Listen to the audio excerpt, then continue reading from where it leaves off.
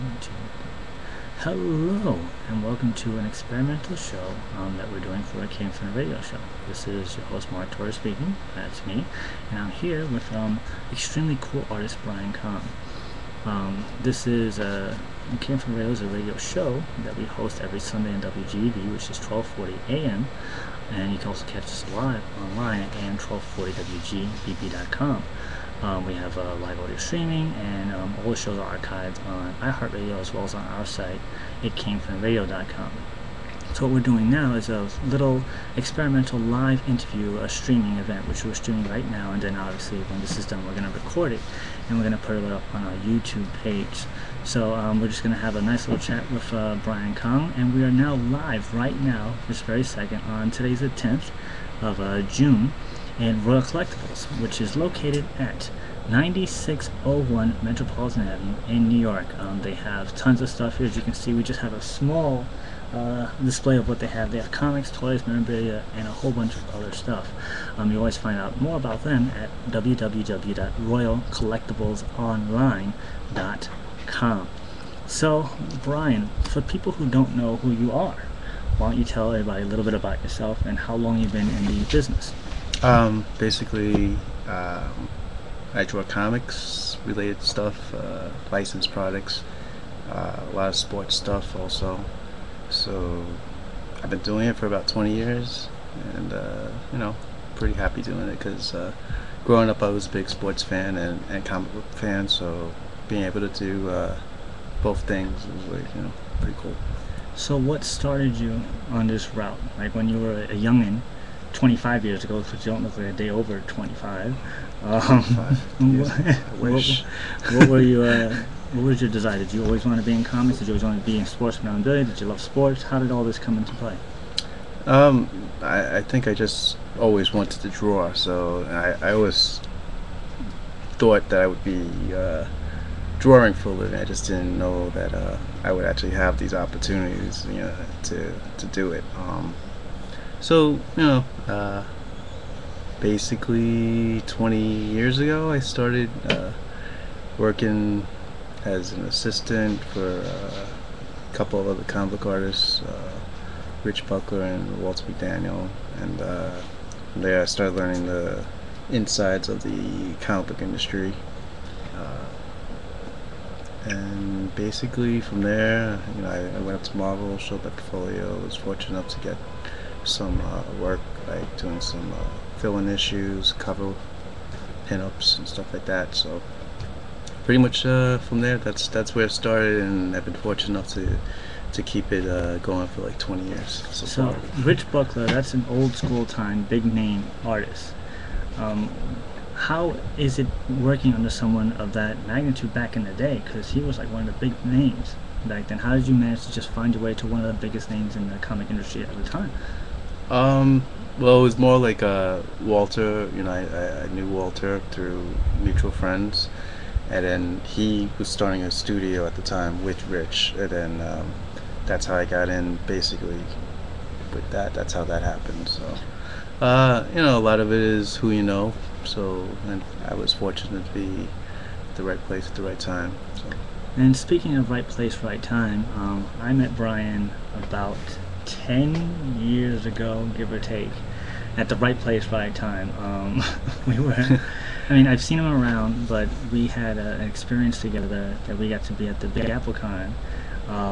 The one that I remember, and probably even met him before that, but we really didn't get to know each other too well until there was this convention. Until we were forced to sit next to each other for 2 days straight. Yeah, it was.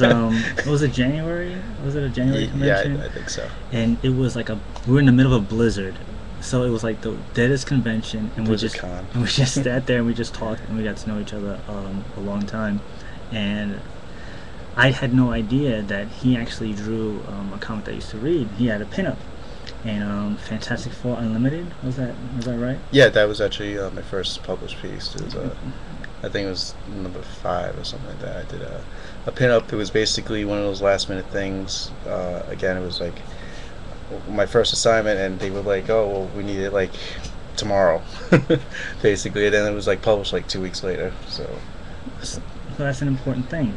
Deadlines. A lot of people don't appreciate what a deadline means. So to a freelance artist, what does a deadline mean to you? Well, I mean, that's one of the most important things, especially if you want to work steadily in any field, you know, because people want to know that they can depend on you, that you're going to be able to deliver a product for them. Because you know, if you don't, then they get in trouble also, and you look bad, and everyone looks bad. So it's basically one of the things that they look for. For those of you that don't know, back in the day, we're talking about the 80s and 90s.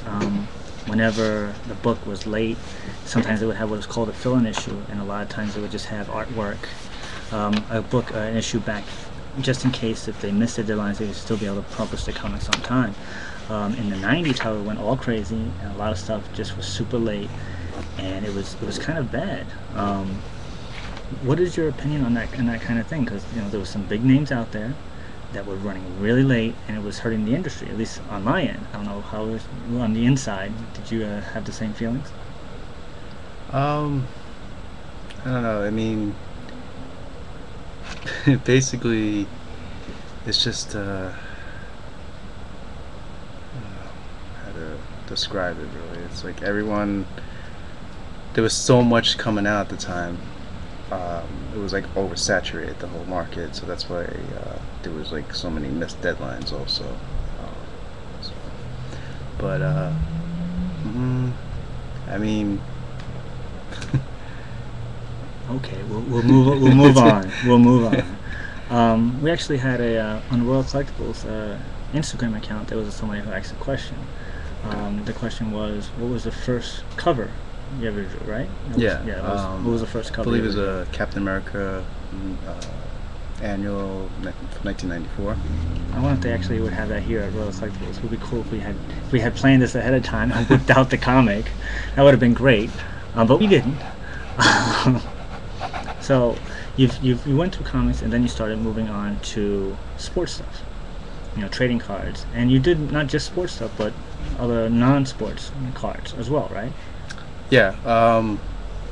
The sports stuff. It was actually in the early 2000s that I was able to do like some comic books that were like giveaways for like sports arenas and stadiums and stuff like that, like teams that they would have like the players as superheroes. So I did about 25 issues for different companies and different teams, actually different franchises. And then basically I worked on a lot of trading card properties, from like Marvel to like Lord of the Rings, Star Wars, um, and that was like most of that stuff was for Tops, and then it snowballed into the sports stuff, which I'm still doing today also. And I work on a lot of the licensed properties and sports stuff currently. Now you actually have some sports stuff that you have here. When you Yeah. hold that up and show them what that is. This, hopefully there's no glare. These were for the this year's Tops Museum collection, and these were insert cards I did for them, and did about 20 or 22 cards about different players. It's a high-end set. They're usually like about $200 a box for like 5 packs of cards, so it's a little bit more expensive from when we were growing up. And no bubble gum. No bubble gum. No, oh, you don't want the bubble gum. So for that stuff, obviously using their likeness, was that something that you decided to do early on in your career? Had you gonna start using people's likenesses to do your artwork, or did you find that I'm gonna have to learn what these guys look like after you got the job, and then you did it that way? Well, I mean, when you're working on stuff like sports properties, a lot of the fans are very, they want it to look like the player. So growing up, I always would work from pictures also of either players or celebrities or whoever that I liked at the time, and I would draw pictures and just keep practicing like that over the years. So yeah, basically a lot of times you can do certain artists do like a little like character type version, like It won't be as realistic, but it all depends on the artist. But most of the times they prefer to at least be recognizable. They want them Right. to, like, if you're drawing a certain player, you must, they want to be able to, like, at least recognize it and see who it is. Now, one of the important things that I did not know when I had first met Brian, but I found out years later when he was a guest on our show, um, you draw scale. You draw on the size of the cards, right? You don't like draw big and then decrease it down in size, right? It depends on the project. Most of the times, what we're doing is the sketch cards are inserts, so those are the original pieces of art that they're putting into the packs as incentive for people to buy the packs of cards. So they have to be the same size. Like stuff like this, these were cards that I worked on at that size, and then they reprinted it this size, which isn't my preference. I prefer, like, I did a set a few years ago for Alan Ginter, where I worked like about 11 by 14, and then I was able to they shrank the cards down, and I prefer that because it's more crisper, it's more tighter. But I mean, these were I was pretty happy with the way these came out, though. I remember, and back in the day, that they, as most people may not know, comic book artwork is not drawn on comic book size paper. It's drawn 11.5 by 17, 11 by 17. Yeah, right? 11 by 17. And then it's reduced. One of the things I had heard about is that there's a lot of cheats that they can do when they're drawing at that size. You get more detail, but then when they get shrunk down, it looks very different. Is that something you have to keep in mind, because obviously trading cards are much, much smaller? So is there little things you're like, I don't need to worry about this little piece of detail because it's going to be so shrunk down, so small? Or is it just, it is what it is? It depends on what it is. Like, if I want the detail to be crisp, like if like one of them was like a Derek Jeter piece that I drew, and he was diving into the stands, and that one I wanted it to be crisp. So something like that, all the people's faces were pretty detailed, and you could make it out when it was shrunken down. But sometimes it was like more of like a blurred background, like it was just like more focusing just on the player itself. So it really depends on the piece I'm working on. And when you're doing work, since you're working off of photos or likenesses, do you find it, do you like doing that more, or do you like doing the comic book superhero stuff? You can just draw Spider-Man that has a mask on, you don't even have to worry about any facial features at all. It really depends. I mean, I like I said, I like both things. I grew up, a sports fan. When they used to have the baseball artwork inside the Donruss cards, it was like Diamond Kings by Dick Perez was like one of my influences growing up, and I love drawing comic book characters also. It just really depends on my mood, but it really depends on the project also. So for a sports fan as yourself, do you put more energy and effort into sports teams you're fans of, as opposed to teams you kind of don't appreciate as much? I mean, when I was growing up, I was a big fan of the 49ers football team, and the Giants were the enemy. But living in New York, it was always a bad thing to do. So as you're able to interpret the artwork, you can actually put a little more effort onto your favorite teams, just a little tiny little less on teams you don't like. Does that actually happen? Not so much. I mean, because it's whatever it is, it's still my work going out there. It's still my name that's going out there. So someone's gonna look at something like, oh, well, he's a Yankee fan, so this Met card that he drew wasn't as good, but that's because he's a Yankee fan. So people aren't really gonna look at that. They're just gonna see what they have in front of them. So I always try to put my best effort onto it, even the Red Sox. So what we're actually going to be doing here is Brian is going to be drawing on this Color Infinity gauntlet right here. He's going to be drawing and talking at the same time. So this is going to be another experiment that we're doing. It's #1 variant edition. That's why I'm a little distracted. We're going to be putting this up as a contest at the end of this video. So you guys still got to watch the whole thing to get what the contest is. But you're going to be able to win this piece of artwork. So when you draw, I know it's very people work differently. Some people you can actually go to a convention and see them do work in front of you, and some people don't do it at all. I was this one artist I remember. He only drew off of. I remember when DVDs had first come out. He was like he used to watch old DVD movies and he used to put stuff on there, and then he used to draw from the people from there to put on the comic books.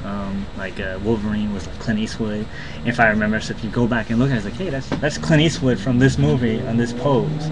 So what's the process that goes to for drawing? Um,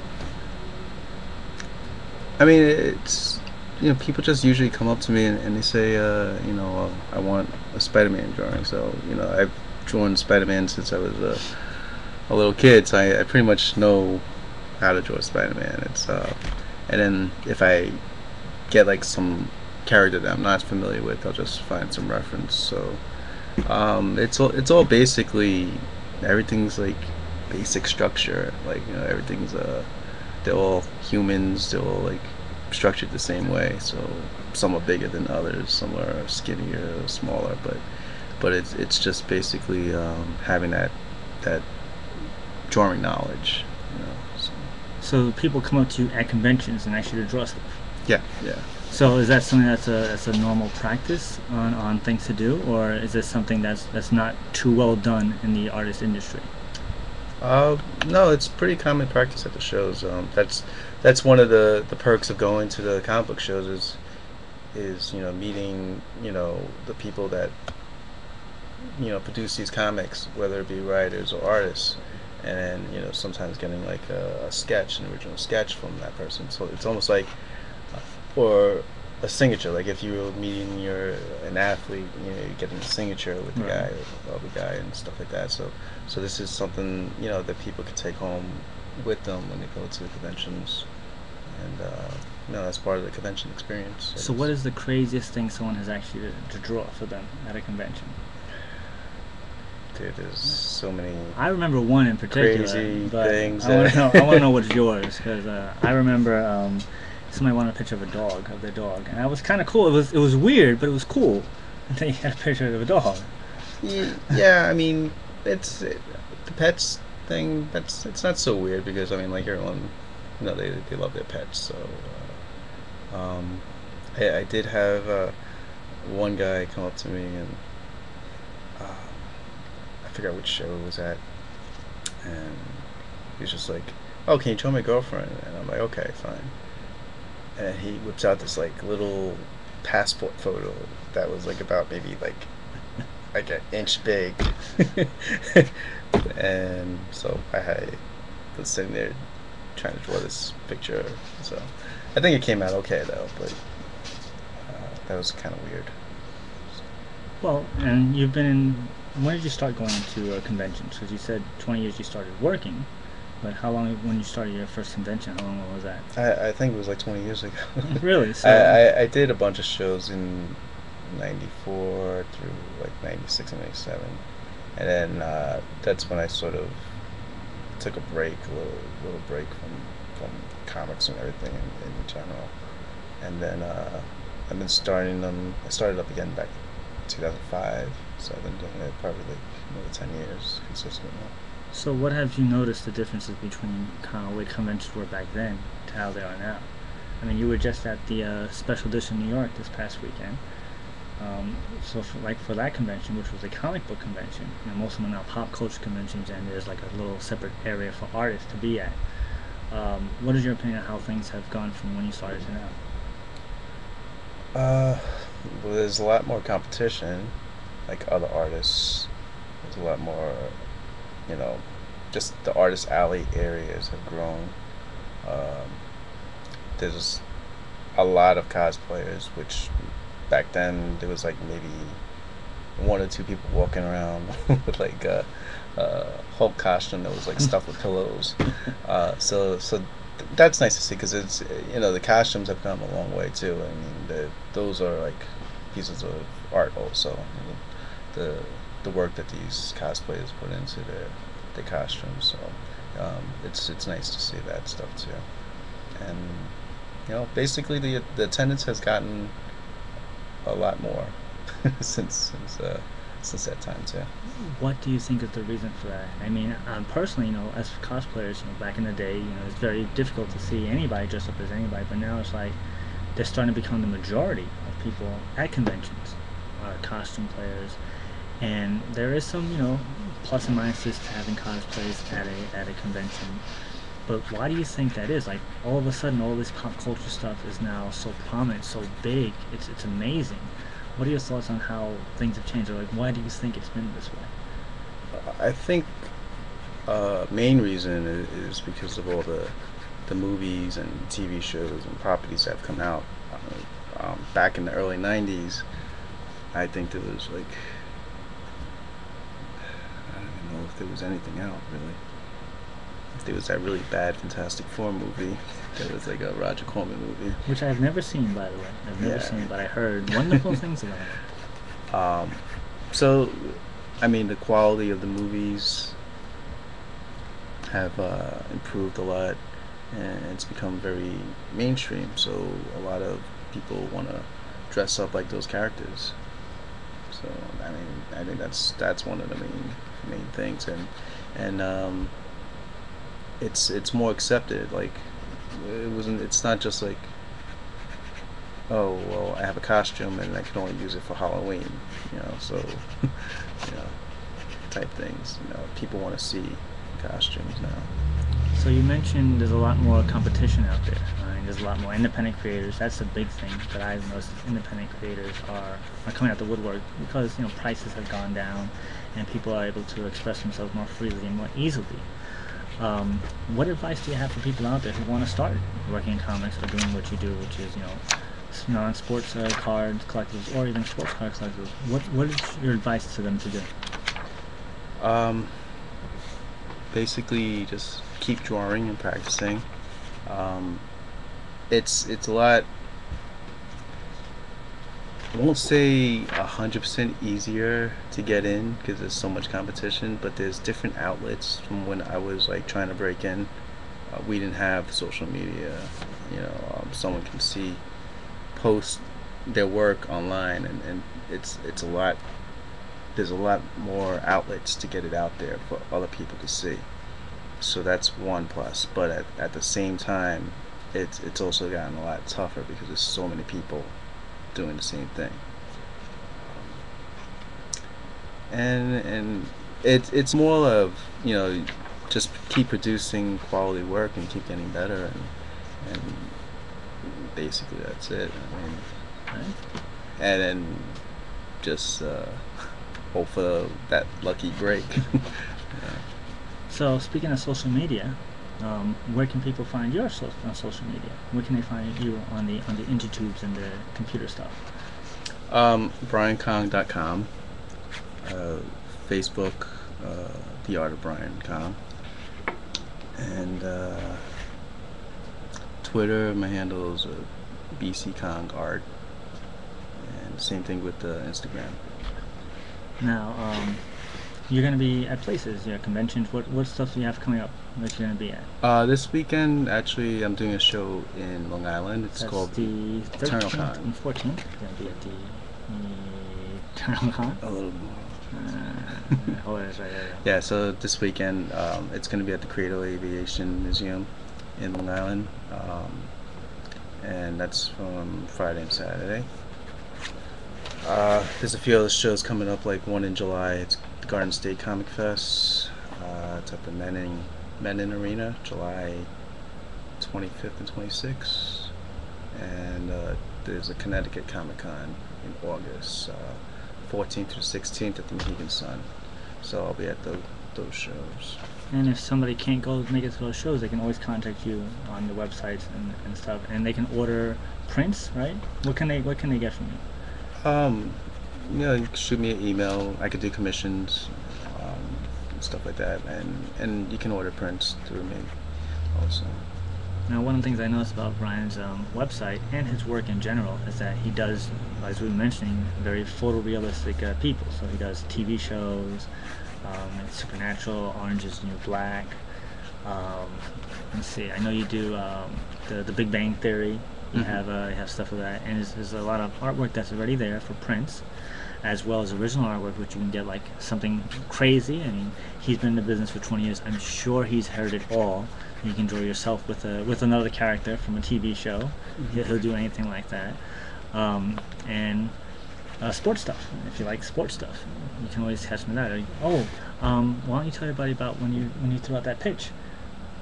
Oh, I didn't throw out the pitch. Oh, I thought you was going to throw out the pitch. Yeah, I was going to. It was for a minor league team, the Iron Pigs in Lehigh Valley, but it was a rain out, so I didn't get to throw it out. So. Why don't you mention that book that with the yeah, I the did mascot, a book with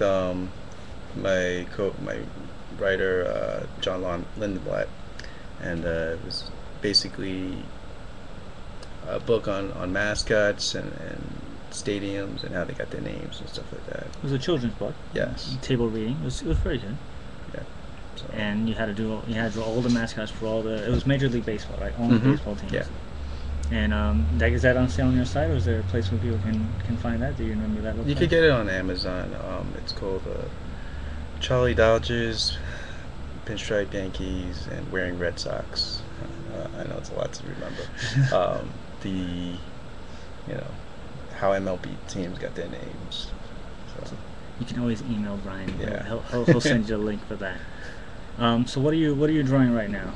I'm doing that sketch cover for the giveaway that we're working on.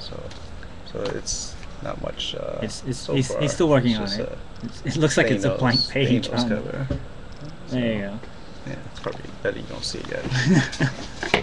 Yeah, so. And so what we're going to do for that contest is you have to like our show, which is It Came From the Radio, on Facebook. It's all on Facebook to make life easier for everybody. You like us on It Came From the Radio. You like Brian's Art of Brian Kong. Art of Brian Kong. And also make sure you like the Royal Collectibles, which is Royal Collectibles, on Facebook.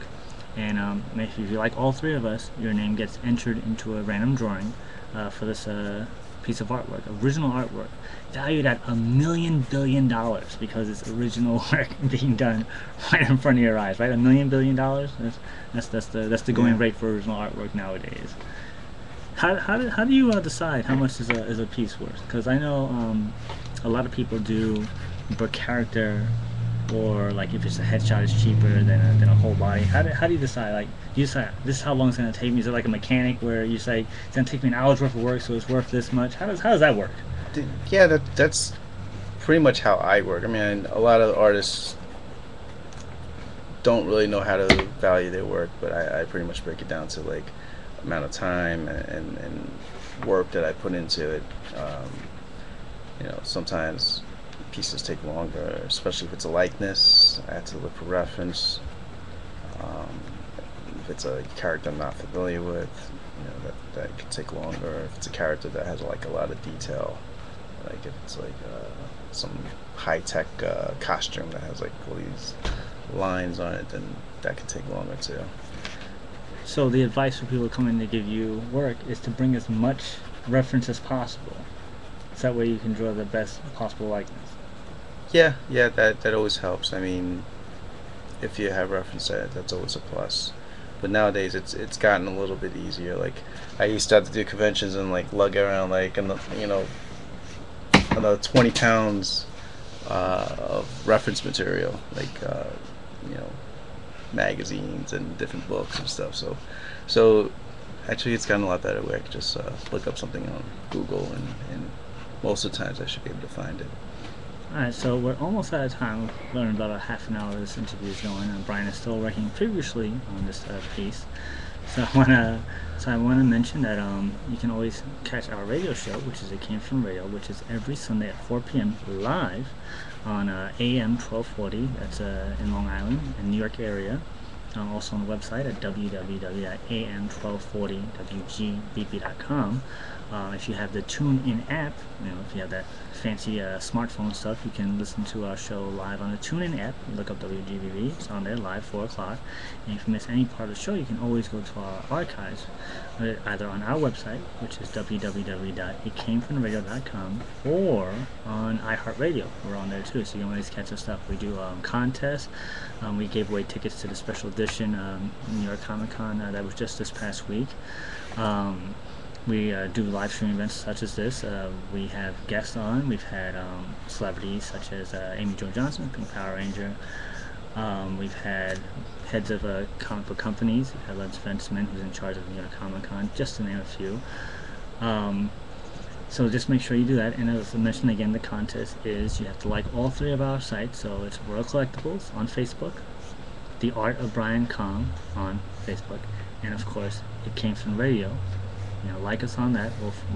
Your name will be entered as long as you like all 3 of us. It's got to be all 3, and it will be in the contest. This is going to be up on our YouTube page, so you can make sure the time frame, which is today's the 10th of June, is going to be until the 1st of July. The contest is going to go, so that way we have plenty of time to coordinate our schedules.